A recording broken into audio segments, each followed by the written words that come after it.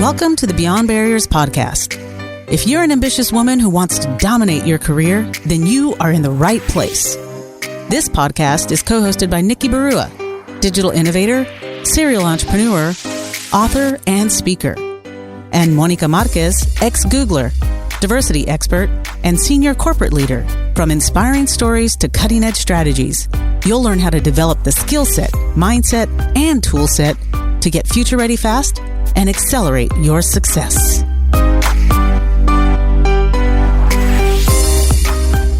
Hi, I'm Monica Marquez, your host for today's episode.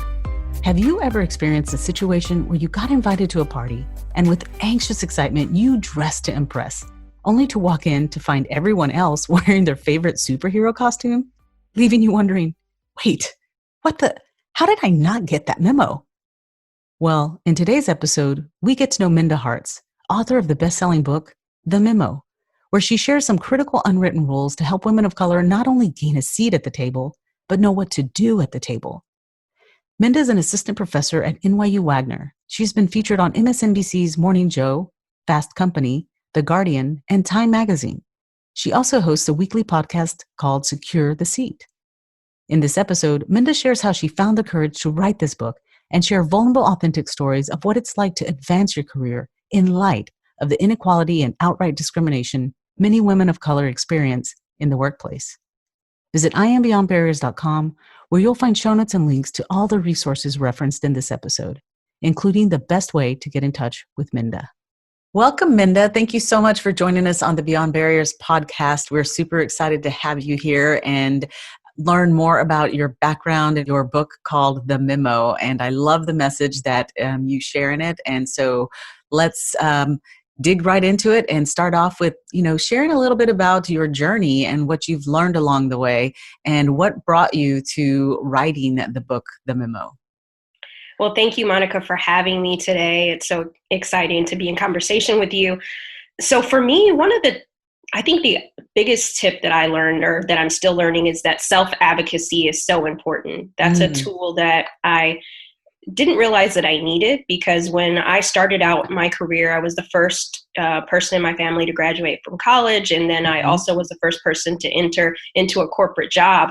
And so this whole time I'd been told, you just work hard and keep your head down. and the right people will notice you. And if you work hard, those are the people that get ahead. And so I thought, okay, that's what I'm going to do. And when I did that, I realized coming in early, staying till, midnight, It wasn't getting me any further more tired and stressed out.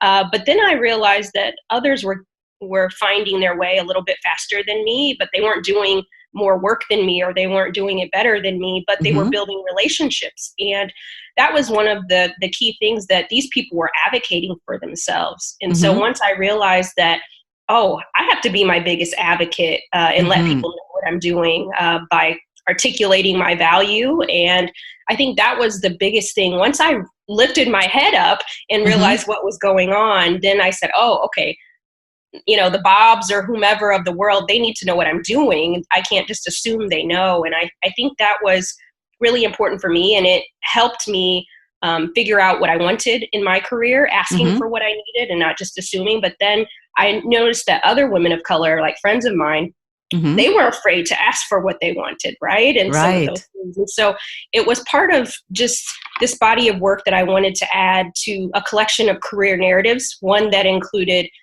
women of color. Congratulations to you for discovering that so quickly and early in your career, because, I think we lived parallel lives where I myself was, from a very traditional Mexican-American family, packed up my bags and moved to New York City and, came into the real world, but also being taught and being nurtured that work hard, keep your head down, work really hard, and the right people will notice. you sit there and scratch your head after a year or so of doing it and be like, what's going on? And that's really hard to do sometimes when you feel like you're the only one and you don't see Yes. other women of color. So that is a beautiful story. And I'm excited because it's kind of like, well, I never got that memo that you're Exactly. that you're supposed to like do this thing called self-promotion. And how do you do it? Because my family calls it bragging. How do you get over it and things like that? So help me, help our audience understand, what were the first steps that you took in terms of getting comfortable with raising your head and then in a way building those relationships, but then self-promoting in a way that didn't go against the grain of your, moral compass in terms of feeling like, oh my God, I'm selling myself out? Yeah, that's a really great question. I think, and I must say that it took me a while before I figured it out because I was so frustrated by, some of my counterparts. I was happy that they were getting promoted, but I'm like, over me, really? Is this happening? Like, what am I doing wrong? And so I kept beating myself up, trying to figure out, could I do more things? Could I stay later? And once I realized that code wasn't going to crack anything, right? Which is right. Harder bit. And really, I just took a step back because, to your point, I didn't have anybody in my immediate circle that could brainstorm with me, right? Or they could empathize in a way, but they had never been in the situation. And so I didn't know what I didn't know. At first, it was I think it was the mindset.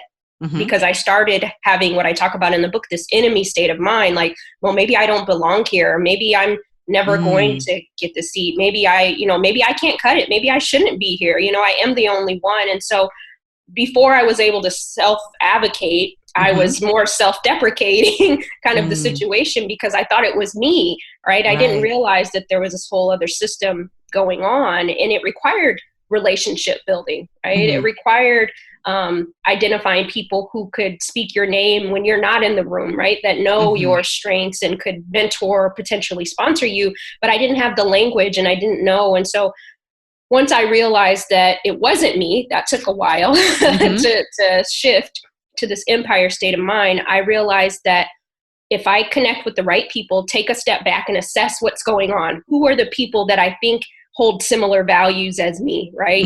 Integrity, generosity. Who are some of those people? Maybe they don't look like me in terms of skin color, but at the heart, the humanity pieces, who are those people, right? And I started to look around the leadership table, and I started to identify people that I thought I might have something in common with. And that's when I started one by one, because I'm an introvert at heart, but I realized that even introverts, we want to see sometimes too, right? So I had to start one by one and start building relationships with people. And once I got out of my own way, Monica, I knew, yes, there were systemic issues embedded in my workplace culture. So that's a whole different conversation, but there was things that I could do, right? What could I do to self promote in a way that was still authentic to me? And it wasn't like, hey, look at me, but I found it through relationship building and, talking and sharing projects that I'm excited about. And that was comfortable for me. You made a really critical, important note that you started looking for individuals who maybe didn't look like you, didn't have the same skin color as you, but had the same kind of thinking as you. I think that's super important because I hear from a lot of young women that I coach and other clients that they struggle, that they're looking for someone that looks like them. And I think the important point to make is that, even when I joined, honestly, some of the biggest opportunities came from individuals who did not look like me. And they were males or, women who I didn't think I had anything in common with. And when I allowed myself to get to know them, there was a lot more in common than I truly ever understood that, or ever would have, given them the benefit of the doubt for. So tell me a little bit about, or share with us, what were some of the proudest accomplishments that you may have achieved, but came from, the unusual suspect? Yeah. It's funny. Thinking back even just on people who gave me a shot, or gave me opportunities. Because I was one of the only ones, there wasn't anyone I could look for that looked like me, right? So it's either I'm going to make these connections or I'm going to keep, being frustrated. So I realized that I had that choice, right? And so one gentleman in particular, his name is Steve, and he was in senior leadership. And once I started to build a relationship with him, it took several months before I think I found that rapport, right? And still he started to see himself in me, because I think at first maybe he was even kind of like, I don't know, I don't know this girl, what's this all about? But if it wasn't for me, when I'd see him in the elevator and he would say hi, I'd introduce myself. Or if he'd say, we got on a, first name basis, then he'd say, Minda, how's it going, when he'd see me? And I wouldn't say, oh, fine, and shy away. I'd say, oh, Steve, I'm working on this really great project that I want you to know about. I'd really get that opportunity to talk to him. And after several months, I asked him if I could have some time on his calendar. But the other thing I'll say is I made relationship with his executive assistant too, right? So she was helping kind of manifest right. and orchestrate behind the scenes. But I tell that story because it took, almost 7-8 months before I had my first meeting with him, so patience is definitely a virtue. And even after that, I didn't know that anything would happen. But what I will say is, because of that, he ended up listening to me, seeing me, and wanting to first mentor me, but then sponsor me. And he gave me amazing opportunities to staff the president, because I was covering a territory that he would frequent often. And when everyone said, no, Minda's not ready, she's too junior, he said, I vouch for her, right? He's like, don't let me down. And after that happened, I became, I would staff the president every time he came to Silicon Valley, right? Wow. And so that allowed me to meet, men that were on the cover of Fortune magazine. That allowed me to be in rooms that I never would have been in, probably 20 years it would have took me to get there, right? And so he accelerated my career and gave me opportunities. Yes, on paper, it may have told a different story. Maybe I didn't have the 10 to 15 years experience, but he knew I could do the job. And I think, I talk about the book Allyship, and he was a success partner. He partnered with me on the road to success, and it was those small wins that accumulated into big wins. And I really thank Steve, because it allowed me to see that you don't have to necessarily connect with people who look like you, right? It's always nice when that happens. Right. There's all sorts of people, and sometimes we discount others and they discount us, right? It's the bias that's sometimes embedded in the culture. One really important thing that you mentioned, and I love the habit that you, most of us miss the opportunity when people say, hey, how's it going? And we're like, oh, good. The weather outside is wonderful, or whatever. And you use those opportunities to kind of drop some, I would say, just little brag bites, right? Or what you were working on. Share with our audience maybe some of the other things that you share in your book, The Memo of Secure the Seat. So I'm curious what your podcast is also called Secure the Seat. What does that mean, or what's the hidden message in that?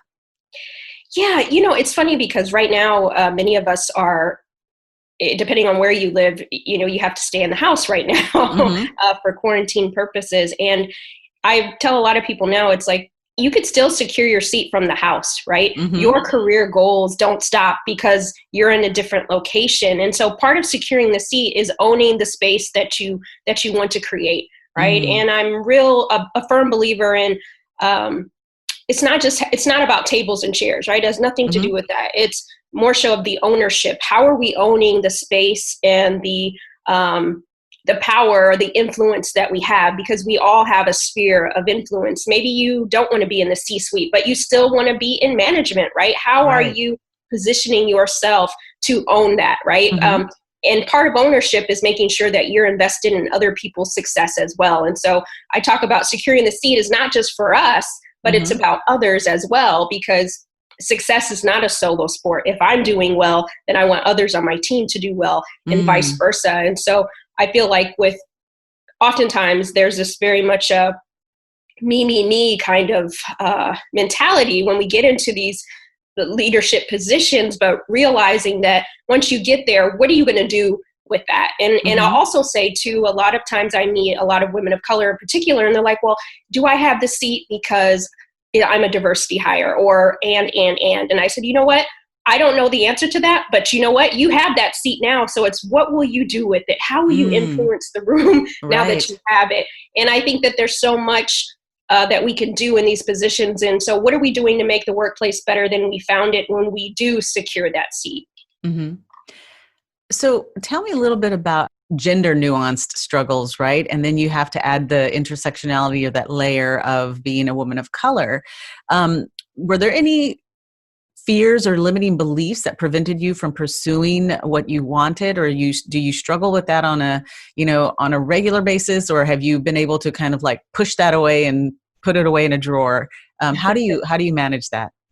Yeah, it's again that shift in the mindset, because I think that the narrative that many of our workplaces will show us is that people of color, women of color, marginalized groups, they can only get so far in the workplace, right? And if you're the lucky one that breaks through, the force field, then you've made it and you get the prize, right? And so I think sometimes the story that we're seeing play out would dictate what we think is possible for ourselves. And so what I found is that sometimes we have to be willing to make the hard decisions. And that's something that I had to do in my career, because at one particular place, I was working so hard to be seen. I was working so hard, once I got to the table, then to prove that I belonged at the table. There's always this proving, and it can be very exhausting. I don't know if many of our counterparts understand what it's like to sometimes be one of the only ones and have to do the work, but then also have to navigate, bias and conscious or unconscious. But one of the things that I think is important is that to remind ourselves that we have options. And that's something that I had to remind myself, because some environments we're never going to have that seat at the table, right? Or it's always going to be a struggle. So at what point do we strategize to find the right seat, to find the right environment, to find the right people who want to be invested in our success? And I think oftentimes I make the kind of funny analogy of there's a singer by the name of Ashanti, and she says all the things that we accept be the things that we regret. And oftentimes, so many of us as underserved populations, we've accepted so much that we shouldn't have, right? And we later regret it. And so what would it look like to find those spaces where you can thrive and not just survive? And I think sometimes we get comfortable in the dysfunction sometimes, right? And we don't want to move forward, but that's part of building your network so that you can find opportunities and assess where the best place is for you. Because I do believe that we can have a future of work where where equity is possible for everybody, not just some, if that makes sense. What's your approach on assessing kind of the risks and the rewards and making those decisions with certainty and confidence? Yeah, it's funny. I ended up staying at one place probably 10 years too long, right? Because at least you know what you're up against. Right. And you become accustomed, at least for me, I'll speak for myself. I was making a good amount of money, all of these different things. They're like, oh, you know what? I know what this racism feels like. I don't want to go to another situation. But what I realized when I get frustrated with some of my colleagues, that I was making the decision to stay, right? And deal. And I can't be upset about that if that's the decisions that I made for myself. But what I will say is the framework that I use or that I started to use was, Maslow's hierarchy of needs in a career context. And so, what are my basic needs that need to be met up to the self-actualization? Is this job providing me those things? What are my short-term and long-term goals? Is this situation, am I here because it's going to get me further up that pyramid, right? So I can suss it out a little bit longer because it's going to get me here. Or am I driving myself crazy and I'm never going to get what I need out of this career context? And so think about the things that we're saying yes to, and does it align with what we want, right? So that's how, is it worth staying or for a little bit longer, or do I need to strategize somewhere else? And I think once we realize that we have so much control over our careers, even though sometimes the story that we tell ourselves is this is as good as it's going to get, but there's hope, there's something on the other side, but make sure that you're making work for you. That's possible. I love that. Make sure that you're making work for you. That's an important piece, is that you have control and should be proactive in managing that career. And I think that's what happens where you said a lot of us get complacent because you're making good money and at least you know what to expect. So you kind of build this kind of tough skin or callous skin and you deal with it. Tell me, when you do make these changes, when you do switch lanes or switch roles, and you get to the new organization with this new profound kind of mindset, you're going to start over, and then you experience the unintended microaggression or microassault for the first time at this new organization. What do you do?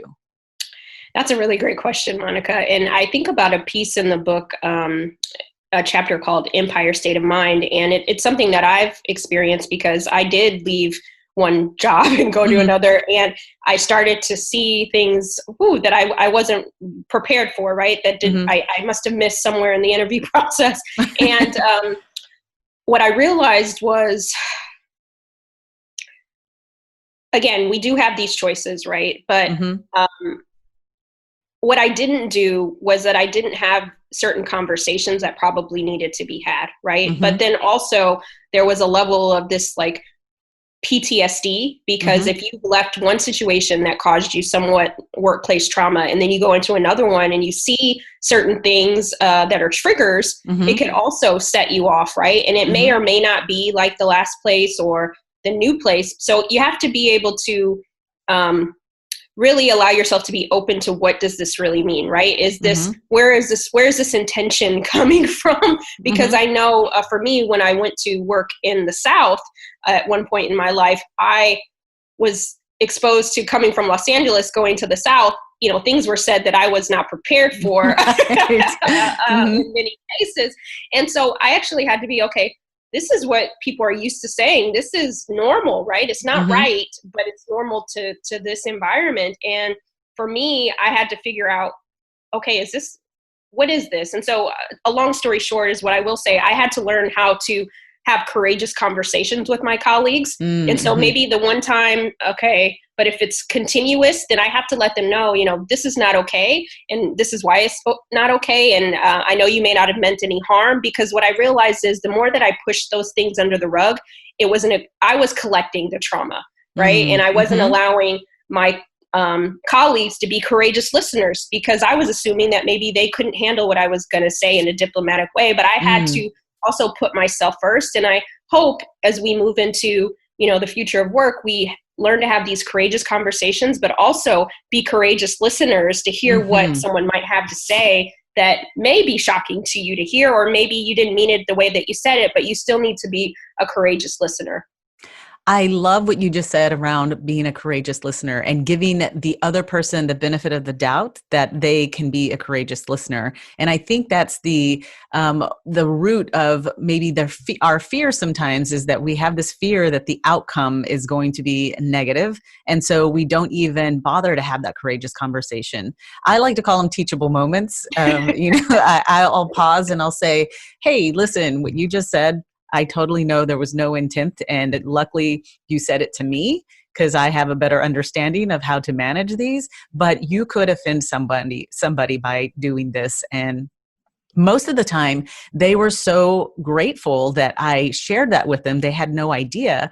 And it was 99% of the time, there was no intent. There was no malintent. They had no idea that what they were saying could be taken in, offense in any way. So I love the courageous listener piece. I never thought about it from that perspective of, giving them the badge of, you're a courageous listener, be a courageous listener for me right now. And it kind of gives you a little bit of it relieves some of your stress, right? Of, okay, they're big kids, they're adults, they're not kids. They can handle this, and we'll go from there. So switching gears a little bit, tell me a little bit where you had to identify and create a community, a support system, a circle around you, because you didn't necessarily come with it. I know that for a lot of the women and clients that I work with, they struggle with really tapping and leveraging their network. How have you gotten over that? Or how have you developed the mindset to know that your community, your network is an unlimited resource for you. Yeah. So I will say that it took me a while to figure that part out because I think sometimes, and I'll speak for myself, but, growing up in a Black household, I think in my household anyway, you become self-sufficient, in some ways. And right. So you're used to kind of like doing these things on your own. And so I think for me, it took a while to ask for help when I needed it. But then also I was really good at saying, do you need something? Right. But I was never giving myself that space to let people know that I needed something. And, and that's where I came to this success is not a solo sport. Like I can't do all the things. I can do a lot, but I can't do it all. Right. And I can't get everything I need out of this, life. And so it will require me to partner with other people. And so when I look at it in that way, more of a partnership, how I'm not just taking from people, but how do we make this reciprocal? And so that for me eased kind of my anxieties to do that. And I think when you become an author or an entrepreneur, you really have to lean into your network or your squad of people to help you, because you realize that there's strengths that are in others that you need, right? Or resources. And so for me, I just realized that it's so beneficial, and it's a way that people can give back in various ways, right?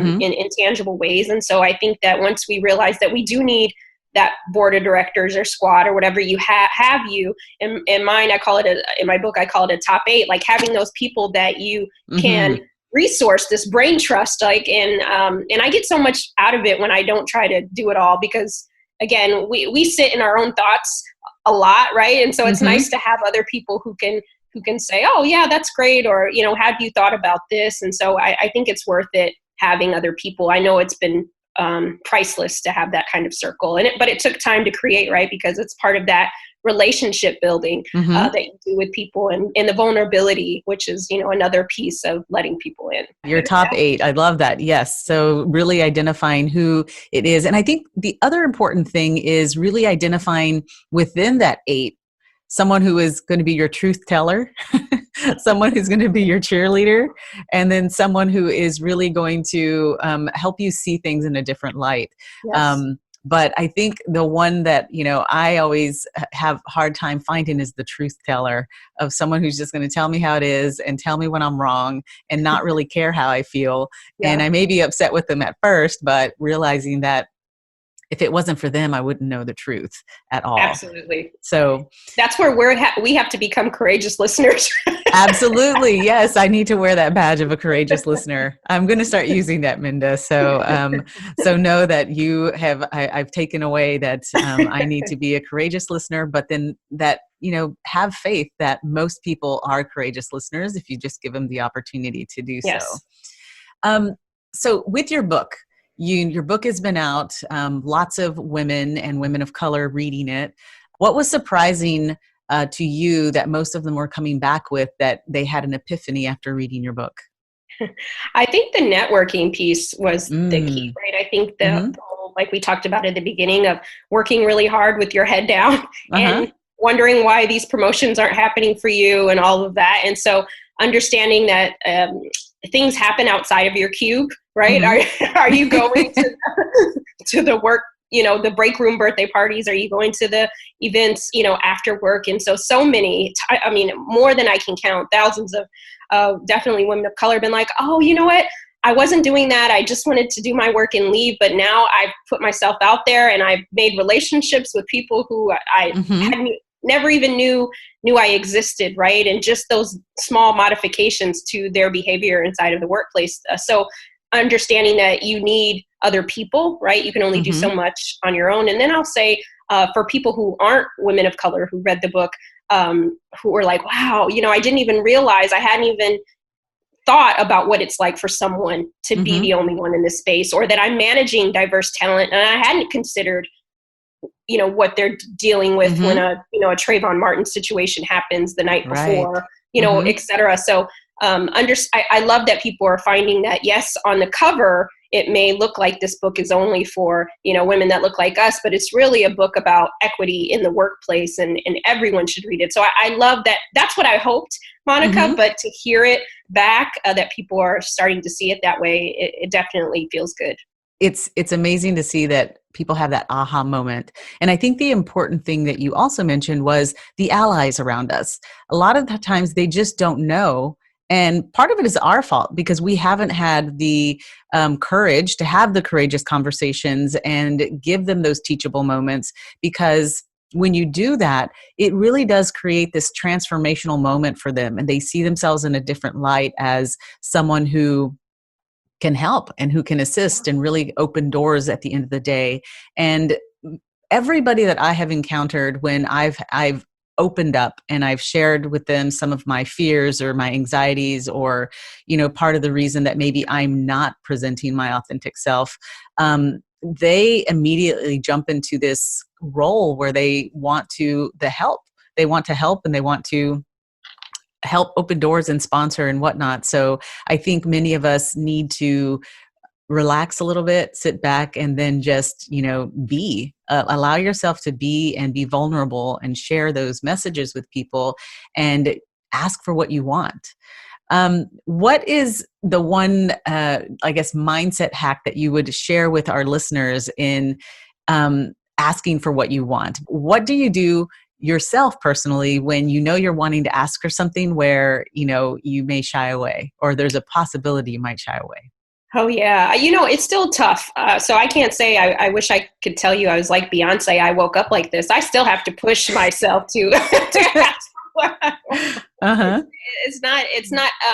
It's a muscle that I continuously have to flex. And the one thing that I will say that helps me is when rather I do it with somebody or I do it by myself, but I role play different scenarios. So if they say this, what do I say? Right.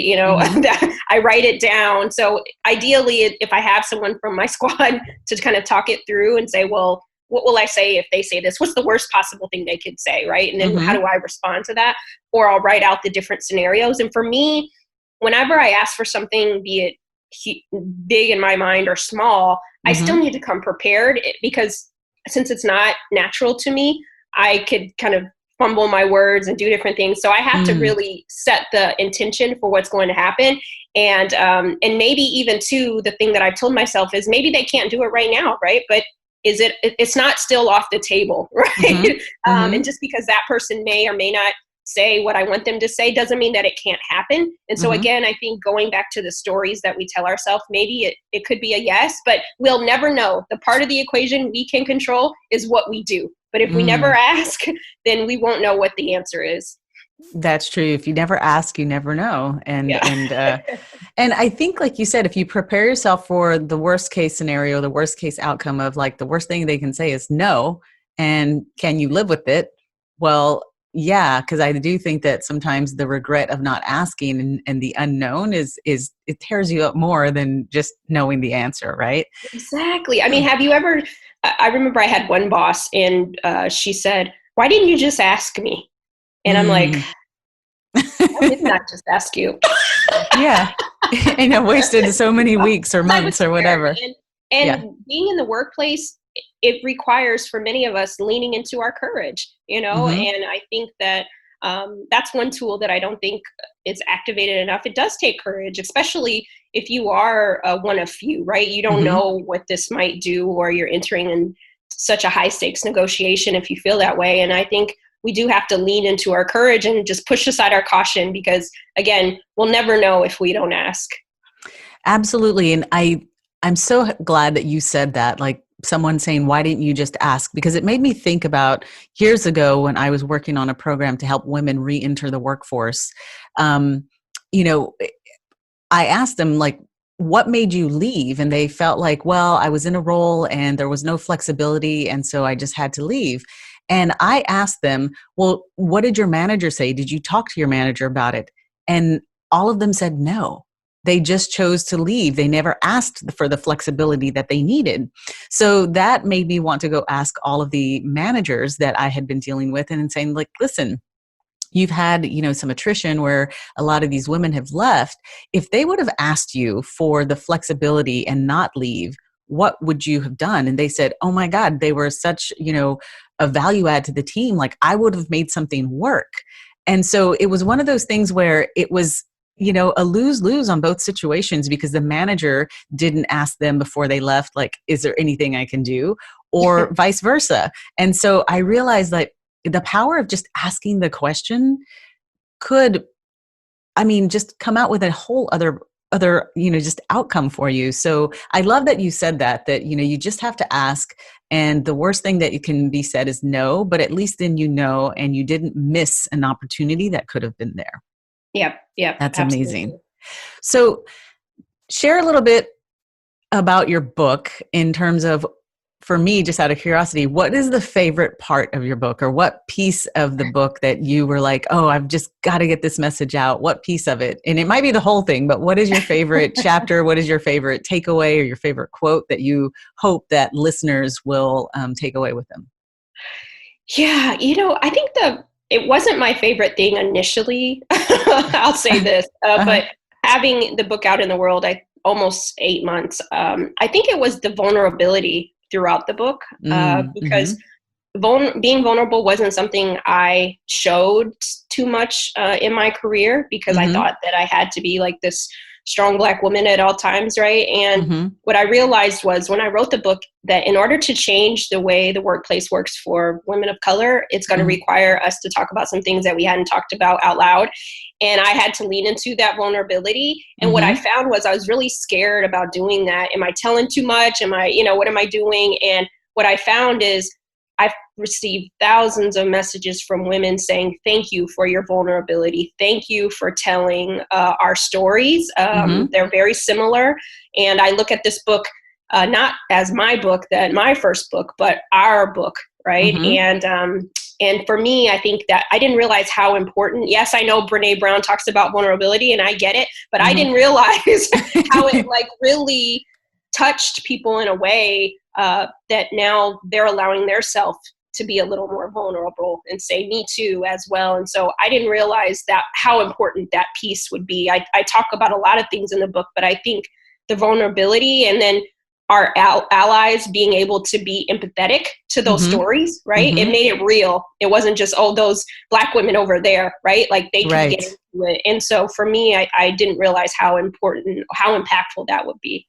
That's beautiful. And I love that you were so vulnerable in your book, because the other piece is, we tend to, as women of color, create our circle or a network. And like you said, we talk to each other, we're vulnerable with each other. We talk about, oh my God, you're dealing with this too. But then we're kind of preaching to the choir. We're not telling the people who really need to hear these stories, the stories. And so I feel like your book is out there, and I would encourage, more people to, if you can't have that courageous conversation, and you're afraid, or you're not giving the other person the benefit of the doubt that they can be the courageous leader, maybe they can just gift your book to them, and they can be a courageous reader. And walk away, and then be able to maybe make things a little bit better for both parties. So kudos to you. I love your book, and I love the message that it is sending. It's, so aligned with what we here at Beyond Barriers are trying to do, and helping women accelerate their success. And so I so much appreciate your time and you sharing your story and your book. And so I'm sure our listeners are going to be curious as to how they could get in contact with you. How can they hear more from you and your podcast, and where can they find your book? So if you would kindly just share with us how to be in contact, and we can certainly continue these conversations. Yes. Well, thank you again, Monica, for having me. I've enjoyed our conversation. Everyone can get the book wherever you like to buy your books. It's on indie bookstores, the Amazons, the Barnes & Noble. I did read my own audiobook, if that's the way you like to read your books. Awesome. But you can find me at mindaharts.com. All of my information is there. Beautiful. Awesome. And again, thank you so much, Minda, and good luck to you. And we'll be looking for your next book. Thank you. Thanks for listening. There are thousands of podcasts out there, and we are so grateful that you've chosen to listen to ours. Visit IamBeyondBarriers.com, where you'll find show notes and links to all the resources referenced in this episode. And be sure to take the quiz on the website. Your score will tell you where you are, what helps you gain momentum, and what holds you back. You'll also get a free guide with cutting-edge career strategies. We'd also love to hear from you. Share your comments and topic suggestions on IamBeyondBarriers.com, and we'll be sure to address them in future episodes. If you enjoyed our show today, please subscribe and rate the podcast, or just tell a friend about it. See you next episode.